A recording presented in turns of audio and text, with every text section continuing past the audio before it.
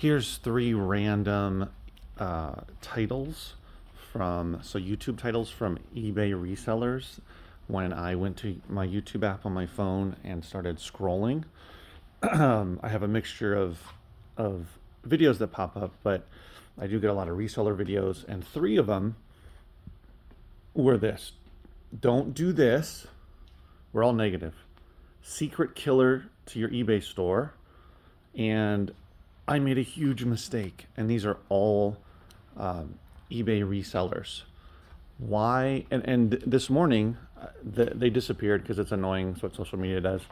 But there were other videos in there too that I saw this morning when I went in to just see if there was anything that I wanted to watch based on eBay or YouTube's algorithm. And there were a bunch of other videos from eBay resellers that were negative, basically trying to get you to click on the video. You know, the 5 worst things you can do as an eBay reseller. I'm making this up, but things like that. This one thing killed my eBay business. Don't destroy your reselling business. Just things like that to get somebody like yourself or like me to click on and watch the video. Now, the information in the video may be good. Who knows? If you give it a shot, depending on who the reseller is and the kind of videos they make. But I do notice a pattern in general. Amongst a lot of YouTube or resellers that make YouTube videos is there's a lot of negativity, and I guess it's just desperation to have people click on the videos. And I guess this video will end up falling into that category just because the way that I'm going to title it is going to be in a negative way, in the sense of something along the lines of why do so many resellers on YouTube use negative clickbait titles or something like that, right? I haven't figured out the title I'm going to use, but technically I am talking about other people talking in a negative way, so I suppose you could say that. But I just I find it better to be more positive. Here's 5 things that can completely change your eBay business, or 5 books that I sold on eBay for big money. Make sure you be on the lookout for them. That's a long title, but you get my point that I think it's just the way of people. I mean, news, of course, leads with negative stories, and then they put the more positive ones at the end of the newscast. So I guess just negativity sells, unfortunately. I mean, right now in my business as a whole, my eBay sales are slow, and I'm pretty sure I know why, but I'm not going to make a video about, the sky is falling for my business. I'm super worried. I'm super freaked out. That type of thing. I'm pretty sure it's because I'm not listing as much as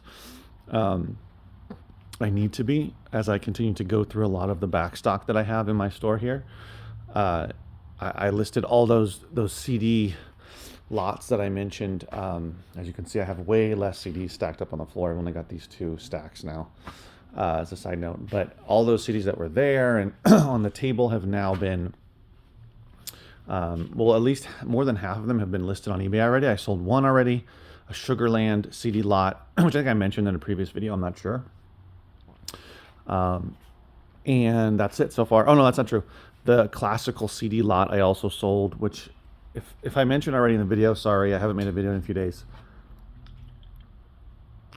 I took a couple days off from making a video, as I made 5 videos last week, which I love to do. I just don't want to force a video if I'm not feeling talkative or I don't have a particular topic I want to talk about. But so I sold 2 of those CD lots that I've listed, and I know that things take time, right? And also some of those artists and groups might just not be in demand that much right now, or there might not be that many people searching for them. So I'm willing to be patient, to wait for those to sell, because I'm pretty sure they will sell.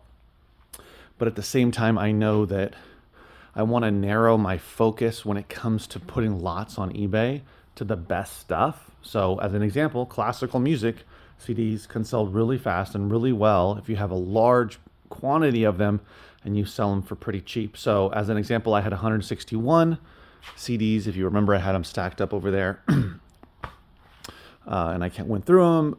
The discs I'd already checked, but I didn't replace cases, unless they were completely destroyed. I didn't replace cases. If there were some cracks or whatnot, that wasn't a big deal. I took photos of it, only of them stacked up, and then of their covers, and that was it.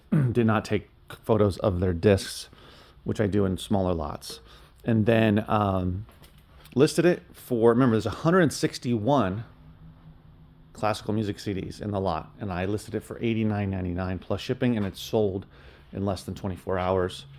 And I was able to get rid of the box, which was sitting right there, get rid of all the CDs. I actually put them in 2 boxes. And so that's one which I've done in the past. I know of this. There's tons of classical CDs you come across, especially if you get into bulk, buying in bulk. And individually, most of them will not be worth money to sell on Amazon or on eBay, but there's some that will. That's why I still recommend scanning them, looking them up on Amazon, getting an idea if it's something that's valuable or unique or rare, because there are a lot of classical CDs that I've sold for good money, over $20, over $30, and much more, over 50 to $100 over the years. So it's worth looking them up first, quickly, and the rest of them putting them into a lot. And selling them, for, it was essentially $90. So it was like, essentially they were a little over 50 cents each, those CDs. And, it was a repeat buyer.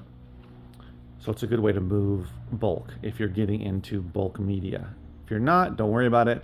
Don't go buying, individual classical music CDs to put into a lot, paying way too much for them. So it's only if you're getting them as a donation, if you're doing pickups, if you're buying in bulk in pallets or gaylords, or going in your local area through Facebook Marketplace, what's it called, OfferUp, and buying in bulk that way, getting hundreds at a time, and as they stack up, they accumulate, and you're able to get together enough to make a lot out of an eBay lot. So that's one example, but I want to narrow my focus to where, if there's, I don't want to put Alan Jackson CD lots. I don't want to put Garth Brooks CD lots, but more of the ones that are like a series, a set, the Time Life, the Reader's Digest, a lot of different ones like that came as a series, came as a set, came as a collection, and getting as much of those together as possible, and those do really well. And there's some genres like hard rock, heavy metal CD lots can do well, especially if you have like 80s metal or 90s grunge or whatever it is, and you have a lot, a good amount, a good quantity. You could do punk rock, hip hop does well. So there's certain genres that if you have a bunch of them, like if you have 30 90s hip hop albums, you probably do well. If you have 40 punk rock, let's say 80s punk rock, you'll probably do really well. If you have hardcore or goth rock, a bunch of them, the same genre. But if you have, easy listening, you're probably not going to do as well. If you have opera, it's not going to do as well, but you just got to figure it out. But in general, I want to get away from that. I'm going to get away from that.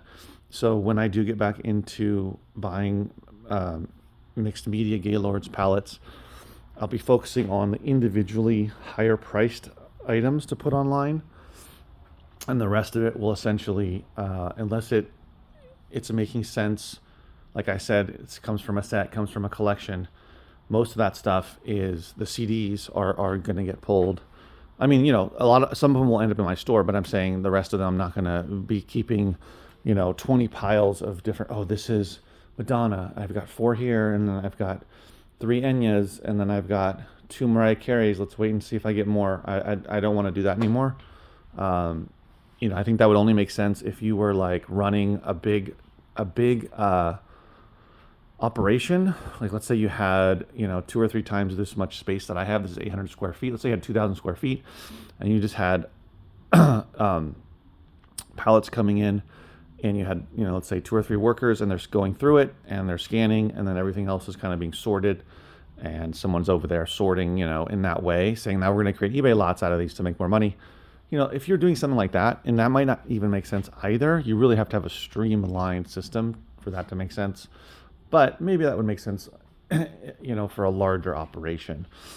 But what a lot of them end up doing is just getting rid of those CDs, right? They don't want them. They don't need them. They just trash them, recycle them, or try to sell them off to other resellers. So yeah, hopefully, hopefully you got a little something out of this video. I want to talk about, I started it out, which is how I'm going to title it, of why people are negative. But I think that we should focus more on, I'm focusing on, trying to share positive information and not necessarily just a negative title, a negative outlook, because there's ups and downs in reselling, whether it's Amazon, whether it's eBay, whether it's some other platform, or whatever you're reselling, it's going to happen, right? So the bottom line is find good items, quality items at a low enough price to where you can then resell it for a profit, and do that over and over again. Source you don't have to source every day. It depends on your schedule. Source every week, list every week, set goals, run promotions on eBay. If you're on Amazon, you can't really do that, but you can reprice, and you should have success. You should be able to sell a lot. So I'll see you in the next video, guys. Take care.